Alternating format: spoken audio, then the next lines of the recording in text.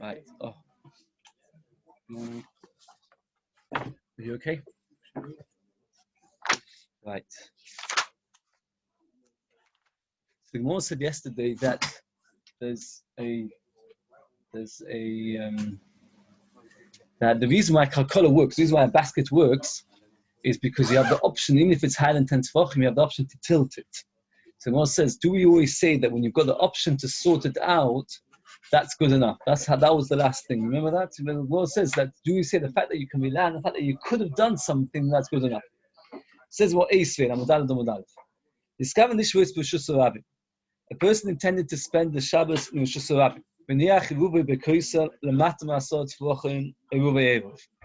If you put it in the wall, that means a cubby hole in the wall, less than 10 tefachim, it's a good deal, because less than 10 tefachim, you're within the Rishus Rabbi. The mal masot tefachim, ain't over Eruv.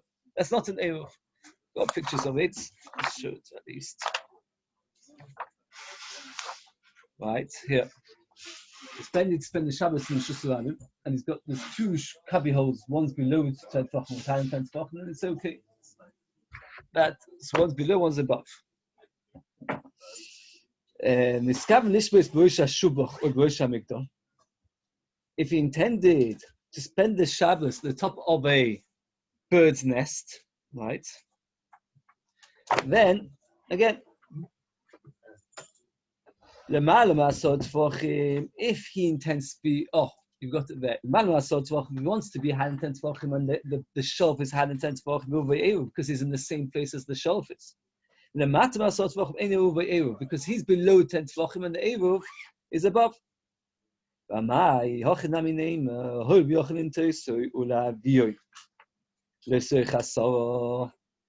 means like this. Here you've got a cupboard, and the cupboard is more than 10 tefachim high. Can you see? Oh, you've got the picture Reish Lamed. The picture is high. If it's higher than 10 tefachim, it's no good. Now, what did you say by a basket? What? No, so. Okay. So, if a person puts it in the cupboard where it's higher than 10 tefachim, then it's not a good deal. Furthermore, why not? You can tilt the whole cupboard. Look, tilt the cupboard like this, and once you tilt it, it's below 10 tefachim. Can you see? If you tilt the entire cupboard to the floor, depends how big it is. Though. Why? You have a massive closet. Yeah, then it'll be much more difficult to tilt it. So theoretically, it's possible. Yeah. So the Gemara says, we're talking about where it's banged, it's got nails, it's banged into the wall. You can't tilt it.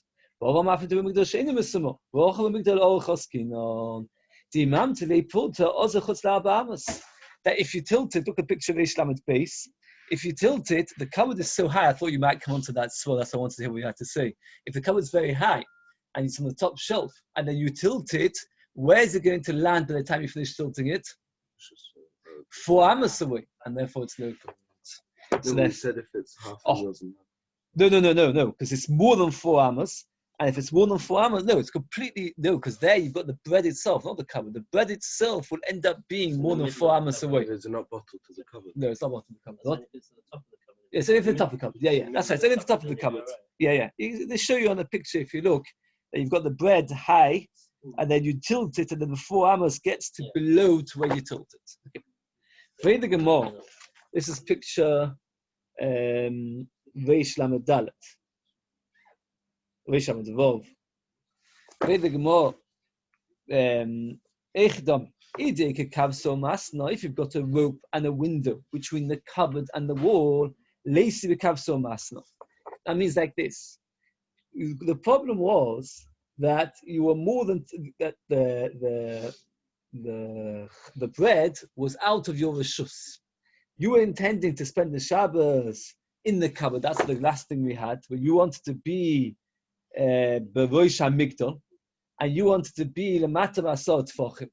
And therefore, you are not in the same rishus as the bread. Why can't you get the bread to come through a window in the cupboard? That's Reish Lamed Vav. If you look at Reish Lamed Vav, and get the bread to come into the rishus where you're planning to be, and in that way, without having to carry from rishus to rishus, you go directly through the cupboard. Because over here we're talking about where it's all above 10 tefachim. Since it's all above 10 tefachim, therefore you've got no problem of carrying. You don't need to go down. This is more domestic have so master. We're talking about you've got no rope and no window. Why And should we think about yes, I'm not sure what the Gemara's having is. Why should you think that we're Dafka talking about? Yeah, okay. It's like this. Because if you put the bread somewhere, you often think that you leave it somewhere where you'll be able to easily get it. And Rashi points out more than that, that once there's a rope attached to the bread, so Rashi says it's like a sefer Torah which is rolled. And therefore, even if the bread is in one rishus and the rope is in another, you've got no problem of carrying it. So had there been a rope attached to the bread, you'd be allowed to carry it into your rishus. As is more, there's no window. There's no window and no rope. Okay. Nosne beboy. Mishnah says if you put it in the pit, let's see pictures. Okay, so I don't need to read a picture for that, but it's actually going backwards. It's picture Reish Yud Zayin. For some reason, it's put it to Reish Yud Zayin. If you put it in the hole, let's say for example you've got a massive ditch and you put your Eruv Tchumen in the hole. So even if it's 100 amas deep, it's okay. Where exactly is this bit? Even if the Koy should say Yochi top of Lamadal Dom Blaze Pshita, it goes up to the heavens. That means if you put a pit inside, let's say you've got a garden, and inside the garden you've got a massive hole, and you put it in there, of course it's okay. That's a very good place to put it. That's a Rishus HaYochid. You've got a big hole in the Rishus HaRabim. Imagine you've got a massive motorway, and in the middle is somewhere in the next to it, there's a huge ditch. So there's kind of Heicha. Where will you plan to spend the Shabbos? If you were planning to spend the Shabbos high above, and you put the Eruv Tchumen inside the hole, that's no good. Why? You're on top, and the Eruv is not in your Rishus because you're in the Rishus HaRabim, and the Eruv is in the Rishus HaYochid. If you plan to spend the Shabbos in the bottom of the whole Pshita, the Gemara's got bothered. What exactly was the Chiddush of the Mishnah? If you're talking about when you put the pit, if you put in the Rishus HaYochid, it's fine. If you put in the Rishus HaRabim, if you plan to be there, fine. If you don't plan to be there, then it's no good. So what it's the Kobe Kamal is, but this Kamal is the Mala. That means what happened was the pit itself is a Rishus HaYochid because anything which is 4x4 and 10 tefachim deep is automatically Rishus HaYochid. Every well is Rishus HaYochid. And it was next to a Karmelis. So you decide to spend the Shabbos in the Karmelis, and you put the Eruv in the Rishus HaYochid. So if that's the case, how indeed does it work? Since the whole problem of taking it out of the Rishus HaYochid into the Karmelis is only a D'Rabbanan, so therefore we're allowed to, that's the Chiddush of our Mishnah. If you put the bread in a Rishus HaYochid and you decide to spend the Shabbos in the Karmelis, it is okay. Okay.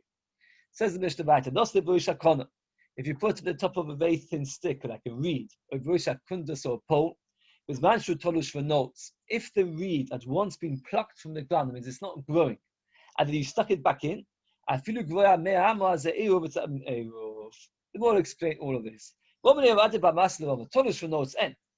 Only because it was once plucked, that means you talk about a reed which is not still growing. Right? Not about a long, tall sugar cane which is still growing. But to actually you plucked it and then you put it back in the ground.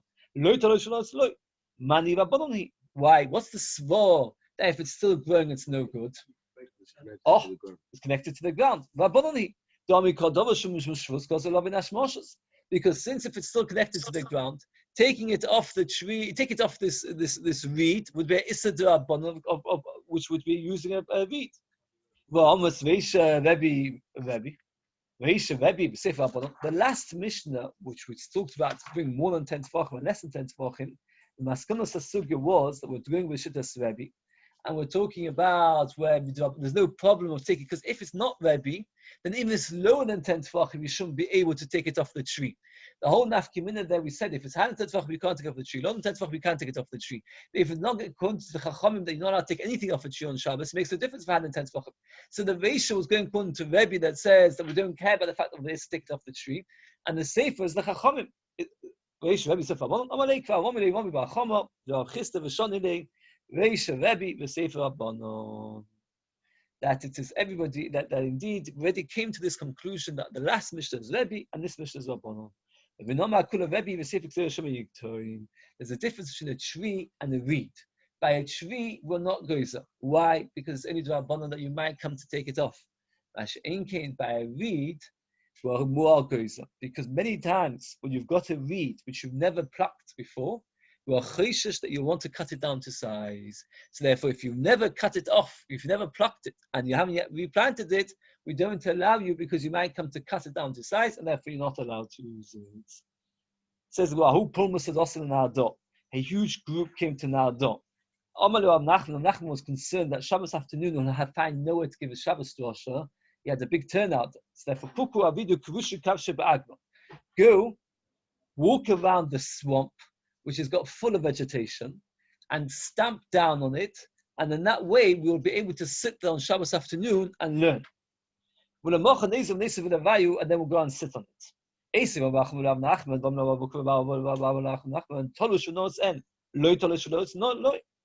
How can you say that it's good enough just to stamp on it? In our Mishnah, when we want to be able to use the reed for Eiruvin Tchumen, it says only if it's tolush, if you uprooted it, and then you replanted it. But over here, you've done nothing. All you've done is stamped over the vegetation. So therefore, what let me take this. If you've got lots of bushes, what are you going to do? Walk over all the bushes, they're all flattened down, and then you can go and sit on them. But how can you? In our Mishnah, it says that if you want to use the reed, you've got to first uproot it and then replant it. Then our Mishnah we're talking about where it became hard, where it's already a proper, like a tree. And therefore, Chazal made the Issa D'Rabbanan of using a tree, and anything which is like a tree. A bush which is soft, they never made a Gezerah. How do you know there's a difference between a bush which is hard and not hard? The Tanya, halacha is that kilaim, you're not allowed to plant in kilaim, you're not allowed to plant vegetation in a vineyard. But trees you're allowed to, because trees are so separate that we don't consider that mixed with the vineyard. So only plants you're not allowed to plant in the vineyard, but trees you're allowed to.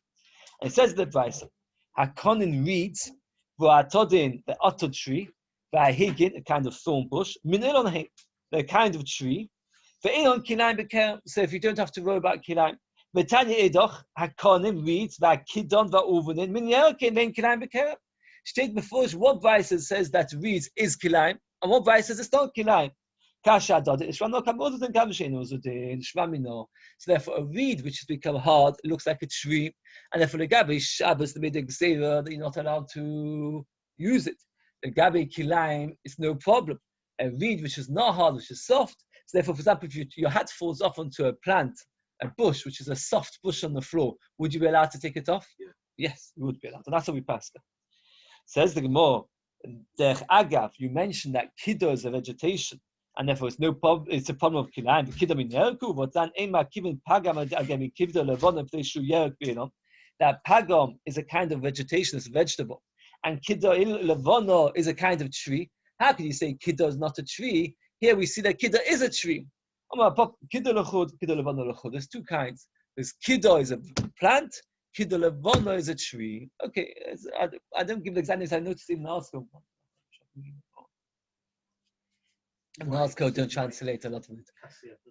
Yeah, but Higgin it translates as Higgin, and Atadin it translates as uttered plant. Again, so let's just summarize. When you've got a reed which is soft, there's no problem. Here we talk about a reed which is hard, so it's like a tree. Since it's like a tree, we're going to B'shittas Chachomim, that word, they're not allowed to. Alternatively, by a reed, we're more machmir, because many times you cut it down to size, and therefore, you can only use it if you've uprooted it and then replanted it. So if you've got a wooden stick, like a wooden pole which you uprooted and then replanted, then that's okay. That's okay. You can put. Yes, even that's right. Even according to Rebbe, you have it's they can all be Rebbe. Or one shot was that it's very humble. Not a big day. Put it in the tower of the mafteach. You lost the key. How's Eiruvin?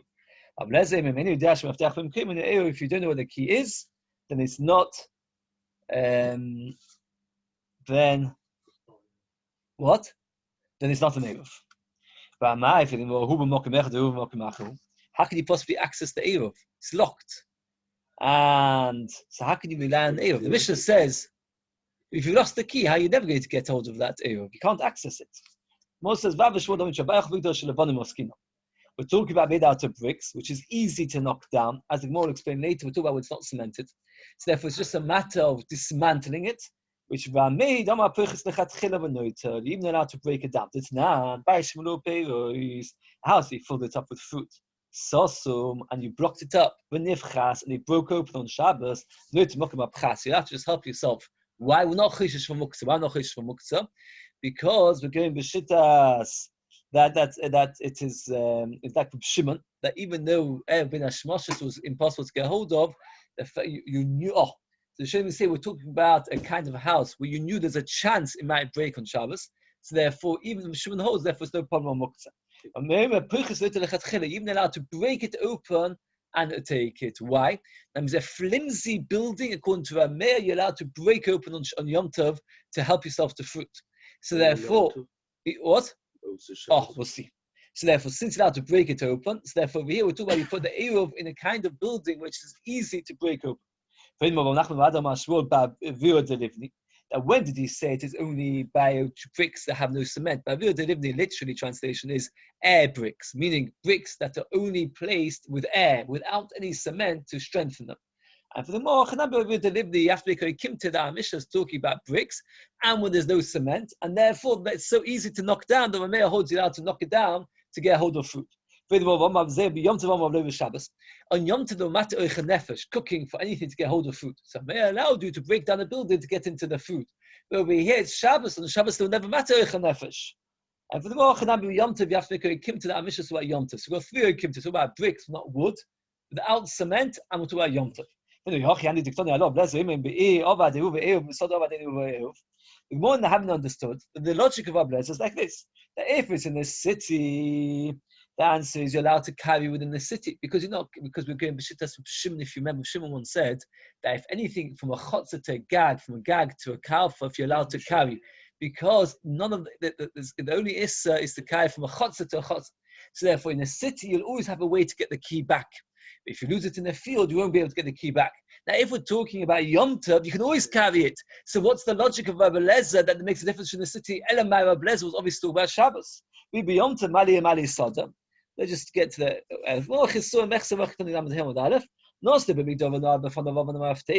He lost the key as a Eiruvin. Because you're allowed to knock down the whole wall and get hold of the food. Shabbos in Eiruvin. Nimsa Mafteach. If you find the key, that's Shittas Tanakama, who doesn't hold of Reb Shimon. And he holds that even in the city, you're not allowed to carry from a chotzer to a gag to a calf. And since you're not allowed to carry in all these places, so therefore it's forbidden.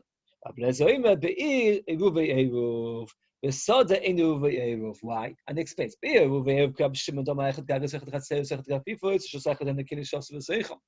Because you're allowed to carry from one to the other. The abundance say that even though you've got theoretically in the field, you've got a heter to carry less than 4 amos every time.